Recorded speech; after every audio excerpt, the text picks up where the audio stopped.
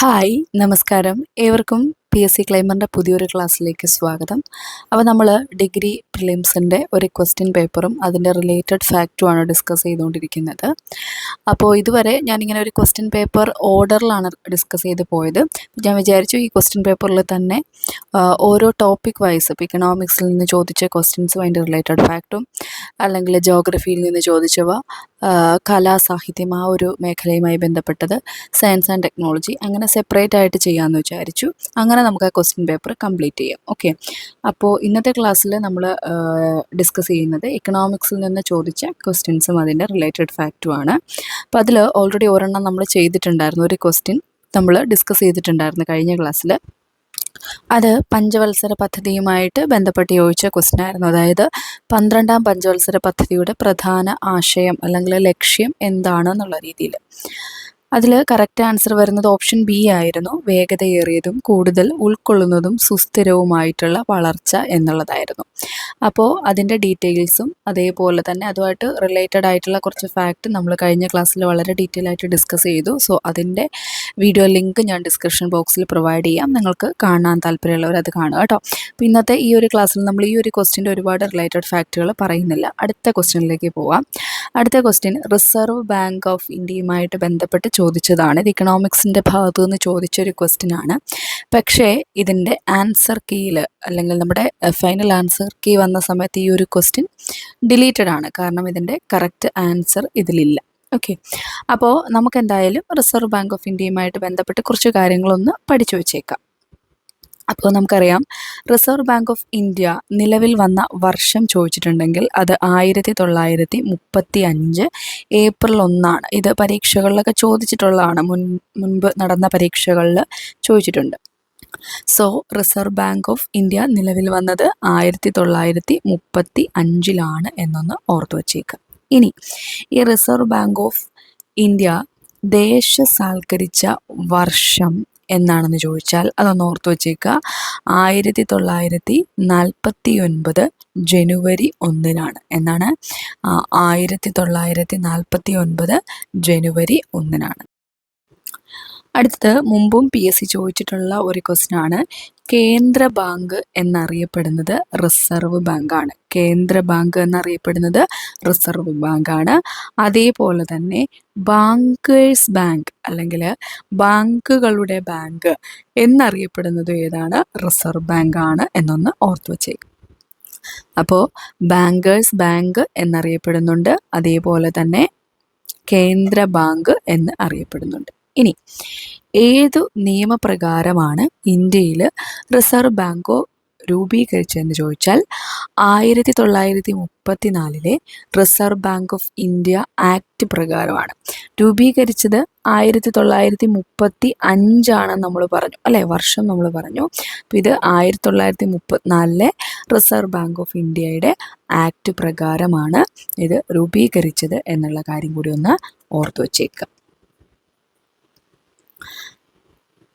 ഇനി റിസർവ് ബാങ്കിൻ്റെ ആദ്യത്തെ ഗവർണർ, ഇതും പ്രീവിയസ് ഇയർ ക്വസ്റ്റ്യൻ ആയിട്ട് വന്നിട്ടുള്ളതാണ്. റിസർവ് ബാങ്കിൻ്റെ ആദ്യ ഗവർണർ ഓസ്ബോൺ സ്മിത്ത് ആണ്. ആരാണ്? ഓസ്ബോൺ സ്മിത്ത് ആണ്.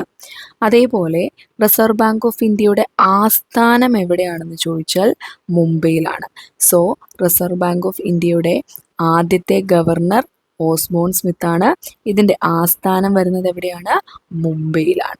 ഓക്കെ, ഇനി അടുത്തത് RBIയുടെ രൂപീകരണത്തിന് നിർദ്ദേശം നൽകിയ കമ്മീഷൻ ഏതാണെന്ന് ചോദിച്ചാൽ 1926 ഹിൽട്ടൺ യങ് കമ്മീഷനാണ്. 1926 ഹിൽട്ടൺ യങ് കമ്മീഷനാണെന്ന് ഓർത്തു വച്ചേക്കുക. അപ്പോൾ RBIയുടെ രൂപീകരണത്തിന് നിർദ്ദേശം നൽകിയ കമ്മീഷൻ 1926 ഹിൽട്ടൺ യങ് കമ്മീഷനാണ്. ഇനി ചോദിക്കാം, RBIയുടെ ഇന്ത്യക്കാരനായ ആദ്യ ഗവർണർ ആരാണെന്ന്. അതിനുത്തരം CD ദേശ്മുഖാണ്. ആരാണ്? CD ദേശ്മുഖാണ് RBIയുടെ ഇന്ത്യക്കാരനായ ആദ്യ ഗവർണർ.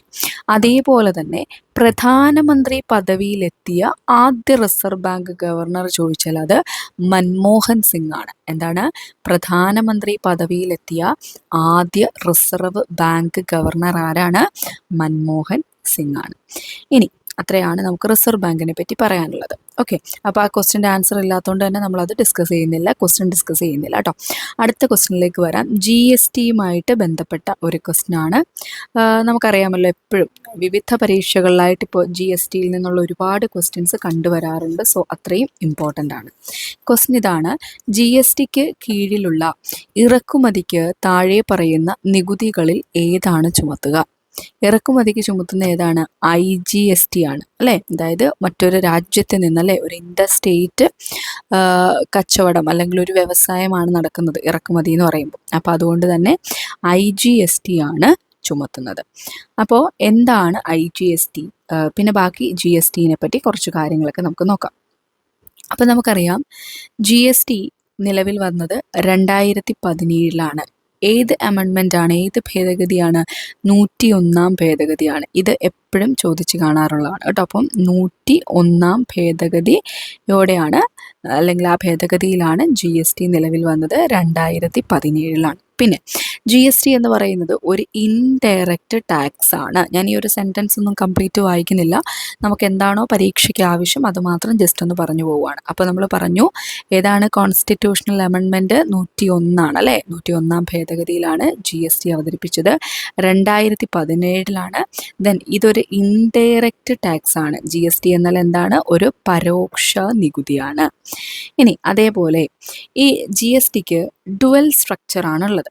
അതായത് സാധാരണ നമ്മൾ കൊടുക്കുന്ന GST കൊടുക്കുന്ന സമയത്ത് അതെന്താണ്? CGSTയിലേക്കും പോകുന്നുണ്ട്, അതായത് സെൻട്രൽ ഗവൺമെൻറ്റിനും പോകുന്നുണ്ട്. അതേപോലെ തന്നെ സ്റ്റേറ്റ് ഗവൺമെൻറ്റിനും പോകുന്നുണ്ട്. അതായത് CGSTയും ഉണ്ട്, അതേപോലെ SGSTയും ഉണ്ട്. CGST എന്ന് പറഞ്ഞാൽ എന്താണ്? സെൻട്രൽ GST ആണ്. SGST എന്ന് പറഞ്ഞാൽ സ്റ്റേറ്റ് GST ആണ്. നമ്മുടെ സ്റ്റേറ്റിൻ്റെയും കേരളത്തിൻ്റെയും, ഇപ്പം നമ്മുടെ ആണെങ്കിൽ കേരളത്തിൻ്റെയും, അതേപോലെ സെൻട്രൽ GST കേന്ദ്രത്തിൻ്റെയും വരുന്നുണ്ട്. ഇനി അതുകൂടാതെ നമ്മളിപ്പോൾ ക്വസ്റ്റ്യനിൽ കണ്ടു അല്ലേ, IGST എന്ന് പറയുന്നത് എന്താണ്? ഇൻ്റർ സ്റ്റേറ്റ് ട്രാൻസാക്ഷൻസിന് കൊടുക്കേണ്ടി വരുന്ന നികുതിയാണ് ഇൻ്റഗ്രേറ്റഡ് GST അല്ലെങ്കിൽ IGST എന്ന് പറയുന്നത്. ഇത് കളക്ട് ചെയ്യുന്നത് ആരാണ് എന്ന് ചോദിച്ചാൽ സെൻട്രൽ ഗവൺമെൻറ് ആണ്. ആരാണ്? സെൻട്രൽ ഗവൺമെൻറ് ആണ് ഇത് കളക്ട് ചെയ്യുന്നത്. സോ CGST, അതേപോലെ സ്റ്റേറ്റ് GST, ഇൻ്റഗ്രേറ്റഡ് GST, ഇത്രയും കാര്യങ്ങളൊന്ന് ഓർത്ത് വെച്ചേക്കാം. ഇനി ഇതിൻ്റെ സ്ലാബുകളെ പറ്റി പറയുമ്പോൾ 5 സ്ലാബുകളാണുള്ളത്. അതൊന്ന് ഓർത്ത് വെച്ചേക്കുക. 0%, 5%, 12%, 18%, 28%. എത്രയാണ്? 5 സ്ലാബ്സ് ആണ്. 0, 5, 12, 18, 28. 0, 5, 12, 18, 28. ഓക്കെ അല്ലേ? ദെൻ നമ്മൾ പറഞ്ഞു 2017 പറഞ്ഞു അല്ലേ? ഈ 2017 കൃത്യമായിട്ട് ഡേറ്റ് എടുത്ത് ചോദിച്ചിട്ടുണ്ട്. 2017 ജൂലൈ 1 GST ഇന്ത്യയിൽ നടപ്പിലാക്കിയത്. 2017 ജൂലൈ 1 ഇന്ത്യയിൽ ആദ്യമായിട്ട് GST നടപ്പിലാക്കിയത്. ഇനി GSTയുടെ പൂർണ്ണ രൂപം നിങ്ങൾക്കറിയാമായിരിക്കും. ചരക്ക് സേവന നികുതി അല്ലെങ്കിൽ ഗുഡ്സ് ആൻഡ് സർവീസ് ടാക്സ് എന്ന് പറയും. ചരക്ക് സേവന നികുതി. ഓക്കെ, അപ്പോൾ GSTയുമായിട്ട് ബന്ധപ്പെട്ട് ഇത്രയും ബേസിക് ആയിട്ടുള്ള കാര്യങ്ങളൊക്കെ ഒന്ന് ഓർത്തു വച്ചേക്കാം. അടുത്തത് 19ാമത്തെ ക്വസ്റ്റ്യൻ ആണ്. ഫലപ്രദമായ റവന്യൂ കമ്മി ഏതിന് തുല്യമാണ്? ഏതിന് തുല്യമാണ്? കറക്റ്റ് ആൻസർ വരുന്നത് ഓപ്ഷൻ എ ആണ്. റവന്യൂ കമ്മി മൈനസ് മൂലധന ആസ്തികൾ സൃഷ്ടിക്കുന്നതിനുള്ള grand in aid. So correct answer ഏതാണ്? ഓപ്ഷൻ എ ആണ്. ഇനി ഇപ്പം നോക്കിക്കൊള്ളുക, എന്താണ് റവന്യൂ കമ്മി? റവന്യൂ കമ്മി എന്ന് പറഞ്ഞാൽ ഒരു സാമ്പത്തിക വർഷത്തിൽ, സാമ്പത്തിക വർഷം എന്ന് പറഞ്ഞാൽ നിങ്ങൾക്കറിയാമല്ലോ, ഏപ്രിൽ 1 മുതൽ അല്ലേ, ഏപ്രിൽ 1 മുതൽ മാർച്ച് 31 വരെയാണ് സാമ്പത്തിക വർഷം കണക്കാക്കുന്നത്. അപ്പോൾ ഒരു സാമ്പത്തിക വർഷത്തിൽ സർക്കാരിന് ലഭിക്കുന്ന റവന്യൂ ചിലവിൽ നിന്നും റവന്യൂ വരുമാനം കുറച്ചാൽ ലഭിക്കുന്നതാണ് റവന്യൂ കമ്മി. എന്താ പറഞ്ഞത്? ഒരു സാമ്പത്തിക വർഷത്തിൽ സർക്കാരിന് ലഭിക്കുന്ന റവന്യൂ ചിലവിൽ നിന്നും റവന്യൂ വരുമാനം കുറച്ചാൽ ലഭിക്കുന്നതാണ് റവന്യൂ കമ്മി. ഇനി ആകെ ചിലവിൽ നിന്ന് റവന്യൂ വരുമാനവും കടബാധ്യതയില്ലാത്ത മൂലധന വരവും കുറച്ച് കിട്ടുന്ന സംഖ്യയാണ് ധനക്കമ്മി എന്ന് പറയുന്നത്. അപ്പോൾ അടുത്തത് ധനക്കമ്മിയാണ്. എന്താണ് ധനക്കമ്മി? ആകെ ചിലവിൽ നിന്ന് എന്തൊക്കെ കുറയ്ക്കണം? റവന്യൂ വരുമാനവും പിന്നെ കടബാധ്യതയില്ലാത്ത മൂലധന വരവും കുറച്ച് കിട്ടുന്ന സംഖ്യയാണ് ധനക്കമ്മി. പിന്നെ മറ്റൊന്നും കൂടെ നമുക്ക് നോക്കാനുണ്ട്, പ്രാഥമിക കമ്മി. അതായത് പലിശ അടവുകൾക്കല്ലാതായി എത്രമാത്രം തുക സർക്കാർ കടമെടുക്കുന്നു എന്നതിനെ കാണിക്കുന്നതാണ് പ്രാഥമിക കമ്മി എന്ന് പറയുന്നത്. അപ്പോൾ ഈ 3 കമ്മികളും ഒന്ന് ഓർത്തു വെച്ചേക്കുക കേട്ടോ. അടുത്ത ക്വസ്റ്റ്യനിലേക്ക് വരാം. 20ാമത്തെ ക്വസ്റ്റ്യൻ ആണ്. അപ്പോൾ അതിലൊന്നും ഒരുപാട് റിലേറ്റഡ് ഫാക്റ്റുകൾ നമ്മൾ പറയാനില്ല, ഒരു കറണ്ട് അഫയേഴ്സ് എന്ന രീതിയിൽ ചോദിച്ചതാണ് കേട്ടോ. 20ാമത്തെ ക്വസ്റ്റ്യൻ ഇതാണ്. 2024 സാമ്പത്തിക സർവേയുടെ ബദലാണ് the Indian economy a review എന്ന തലക്കെട്ടിലുള്ള റിപ്പോർട്ട്. ഇത് എഴുതിയതാര് എന്നുള്ളതാണ് ചോദിച്ചിട്ടുള്ളത്.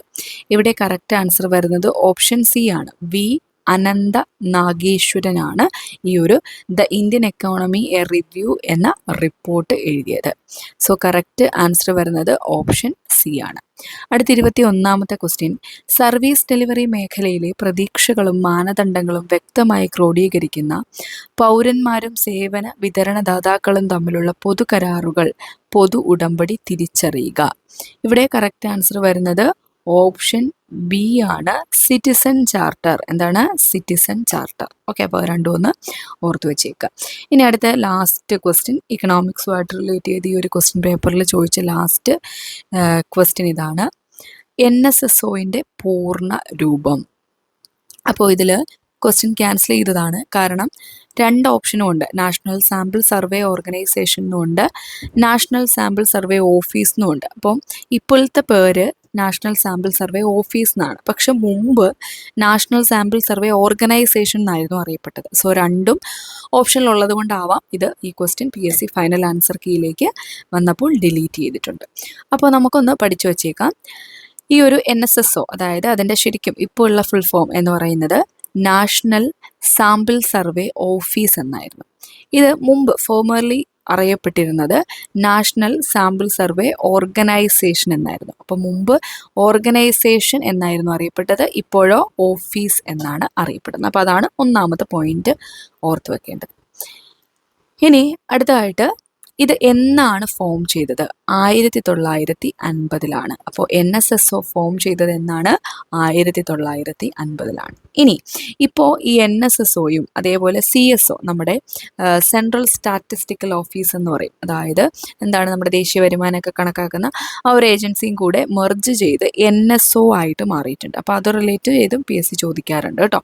അപ്പോൾ ഏതൊക്കെയാണ് മെർജ് ചെയ്തത്? NSSO, അതായത് നാഷണൽ സാമ്പിൾ സർവേ ഓഫീസും അതേപോലെ സെൻട്രൽ സ്റ്റാറ്റിസ്റ്റിക്സ് ഓഫീസും, ഇതും കൂടെ രണ്ടും കൂടെ മെർജ് ചെയ്ത് NSO ആയിട്ട് മാറി, നാഷണൽ സ്റ്റാറ്റിസ്റ്റിക്കൽ ഓഫീസായിട്ട് മാറി. ഈ ഒരു മെർജിങ് നടന്നത് 2019 മെയ്യിലാണ്. 2019 മെയ്യിലാണ്. ഓക്കെ, അപ്പോൾ ഇത്രയും കാര്യങ്ങളാണ് കേട്ടോ ഇതിൽ നിന്ന് നമുക്ക് മനസ്സിലാക്കേണ്ടത്. സോ 7 ക്വസ്റ്റ്യൻ ആണ് ഈ ഒരു ഇക്കണോമിക്സുമായിട്ട് റിലേറ്റ് ചെയ്ത് ഈ ഒരു ക്വസ്റ്റ്യൻ പേപ്പറിൽ ഉണ്ടായിരുന്നത്. അതിൽ 2 ക്വസ്റ്റ്യൻ ഡിലീറ്റഡ് ആണ്, പക്ഷെ എന്നാലും അതുമായിട്ട് ബന്ധപ്പെട്ട കുറച്ച് റിലേറ്റഡ് ഫാക്റ്റുകളൊക്കെ നമ്മൾ പഠിച്ചു. സോ അപ്പോൾ ബാക്കി ഭാഗങ്ങളൊക്കെ ആയിട്ട് നമുക്ക് അടുത്ത ക്ലാസ്സിൽ കാണാം. ഇന്നത്തെ ക്ലാസ് വൈൻഡപ്പ് ചെയ്യാണ്. Thank you.